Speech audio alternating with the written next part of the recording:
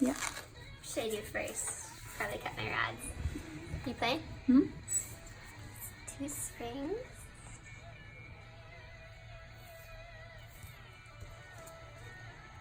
Should I top? Sure. So you just need to cut like 2 or 3 millimeters off these rods because they come from manufacturer a little bit long. So these ones are already cut, and you can see how much we took off just with a hard wire cutter like this. And then what you have to do is bend this little L wider because it's too tight if you leave it like this. So you can either use Weingart or bird beak works really nice. That's a long one. Oh, is it? And what you would do is grab it and bend the pin around the pliers and unbend it so it's straightish. And then grab it a little bit farther down and bend it around the plier into a C, kind of like that. So you can see the difference in the length. So you have a right side and a left side spring. I'll bend this other pin.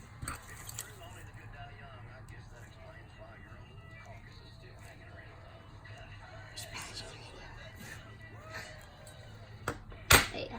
So the right side you would put in on the right, like this. So this is the patient's right. And then the left side you'd put in on the left.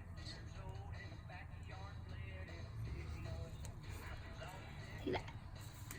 So with Forsus you always do lower 1622 stainless steel. And wire is a little long, so we'll cut it.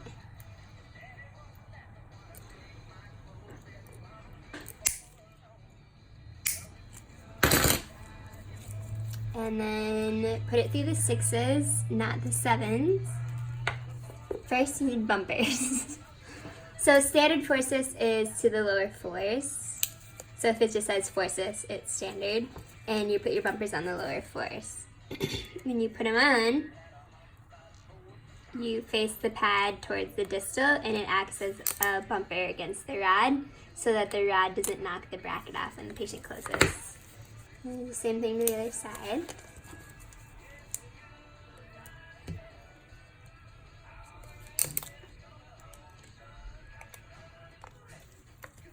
And then you can put your wire in. So this patient has 7s bonded. If they don't have 7s or they're not bonded, don't worry about it. But you just go through the 6. And they can either be banded or bonded 6s. Doesn't matter. But the uppers have to be banded with this headgear tube because that's where you put the Forsus pins. So if you don't have a banded 7 or 6 in the upper, then you need to have a BB and band first. And so you put your wire through the 6s. Make sure your midlines are on. And then I'll just clip it a little bit to show you. You're going to want to leave a little bit of room past the 6 so that you can cinch it. You can pause. Just keep it rolling. And then what I like to do is put bow ties on.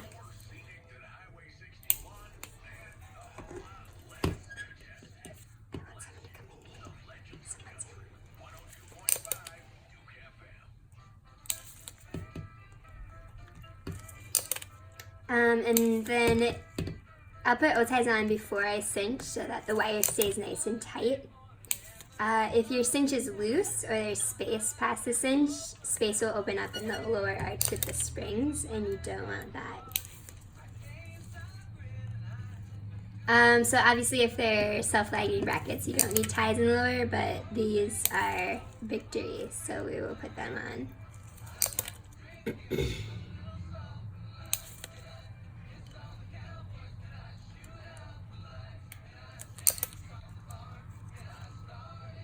Yeah.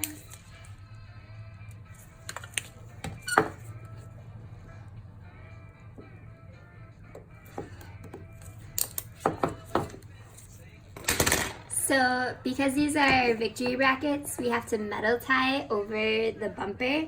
If it was in power, you would put the bumper on under the wire, put the wire in, and shut the door, and you don't need to metal tie the four.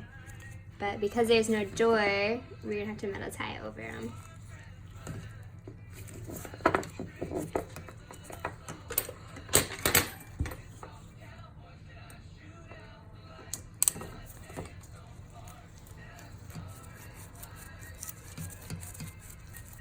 Sit nice and tight. And then just cut your little tail and tuck it under the wire so it doesn't bother the patient. Go grab it right there. Keep it going. So after this is set up, we didn't retie the upper. Usually they'll have either a 14 or a 16 in the upper arch with Forsus, and you always start with single ties. So the lower arch is tied in, and now we just have to cinch the wires in the back. So we use this 9-tie cincher. It just has a little hole on it. And what you do is clip the wire, leave it a little bit long, not too long though because you don't want to poke their gums. Slip this on the back and bend it down 90 degrees. And the other thing you can do, it's kind of tough with cheeks, but you want a really tight cinch, so you can use your Weingart, grab it, and pull it right up close to that band, so there's no room for those. I think my wire is too long. There you go. So there's no room for that wire to slide and those teeth to open up. So you do the same thing to the other side too.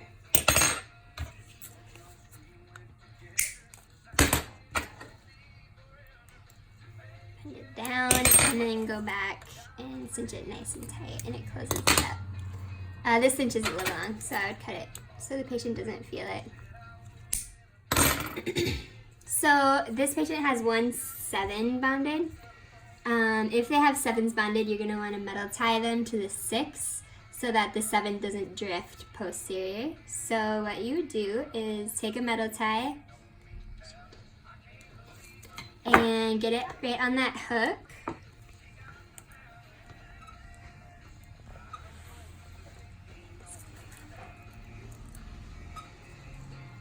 There we go. And then continuous tie it to the 6. So we'll twist it.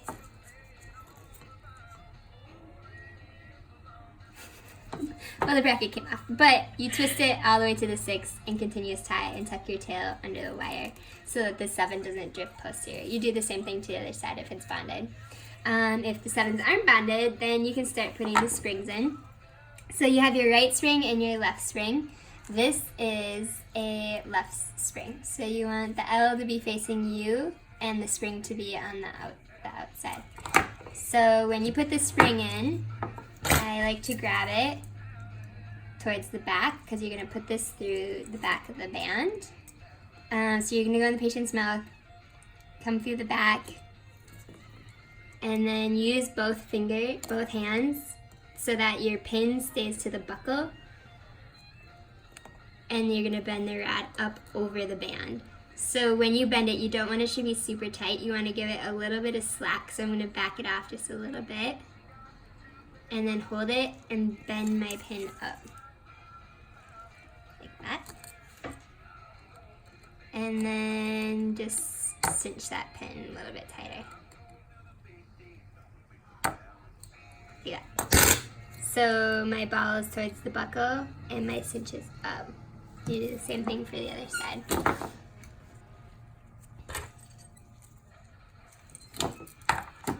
So obviously you'd be fighting with cheeks, but you hold the pin to the buckle and bend, or hold the ball to the buckle, give it a little bit of slack so it's not super tight because it'll jam up, and bend it up. Like that. And then cinch it tight.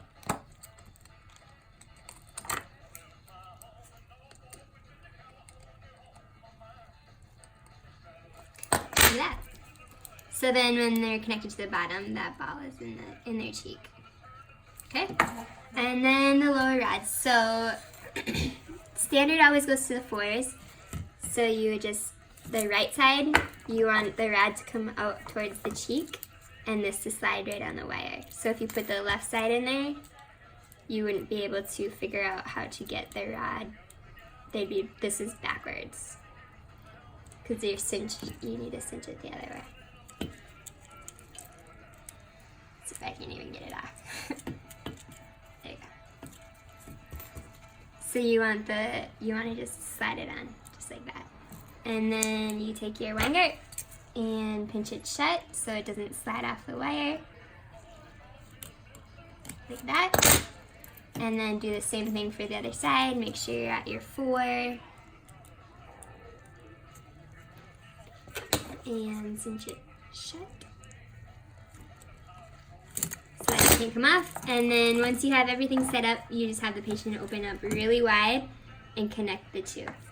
So you can compress the spring back, connect the two, have them open up again, connect it, and then when they bite down, it pulls their bottom jaw forward. And you can see that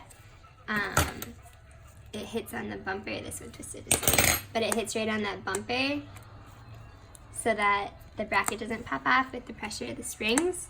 And you also want to take a look and make sure that these aren't digging too much into their cheeks. Every person's a little bit different, but their cheeks would be like this. So when they bite down, if there's enough clearance like that, it's good. But if their cheeks are like touching the pin, they're probably going to be back in like a day because it's really irritating to their cheeks. So you would have to either put a cap on it or rebend the pin differently so that it clears their cheek because they won't be happy otherwise.